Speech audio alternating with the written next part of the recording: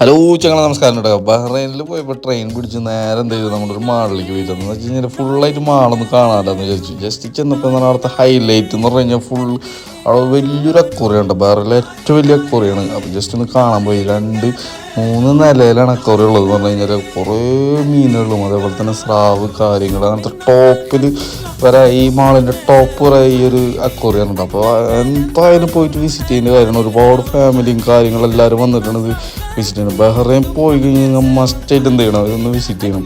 ഇതിൻ്റെ ടോപ്പിൽ എന്ന് പറഞ്ഞു കഴിഞ്ഞാൽ നമ്മുടെ അക്വറിയത്തിൻ്റെ ഹോളുണ്ട്. അതിൽ കൂടെ എന്ത് ചെയ്യാം, സ്കൂബ ഡൈവിങ് കാര്യങ്ങളൊക്കെ നിങ്ങൾക്ക് ചെയ്യാൻ പറ്റും. അപ്പോൾ ജസ്റ്റ് ഒന്ന് പോയിട്ട് എല്ലാവരും ഒന്ന് ചില്ല് ചെയ്യുക. അതേപോലെ തന്നെ ഒരുപാട് ആക്ടിവിറ്റികളുണ്ട് പിള്ളേർക്ക് കളിക്കാനും കാര്യങ്ങളും, അതേപോലെ തന്നെ സ്കേറ്റിങ്ങും അതേപോലത്തെ ഒരുപാട് കാര്യങ്ങളുണ്ട്. അപ്പോൾ നിങ്ങൾക്ക് എന്താ ചെയ്യുക, ബഹ്റൈനിൽ വന്നു കഴിഞ്ഞാൽ ഇന്ന് ചില്ല് ചെയ്യാനും അതേപോലെ തന്നെ സ്കേറ്റിങ്ങും കാര്യങ്ങളൊക്കെ കാണാനൊക്കെ പറ്റും എന്ന് പറഞ്ഞാൽ അടിപൊളി കോപ്പറേറ്റിംഗ് ആണ് പിള്ളേരൊക്കെ എന്ന് പറഞ്ഞാൽ അവരൊക്കെ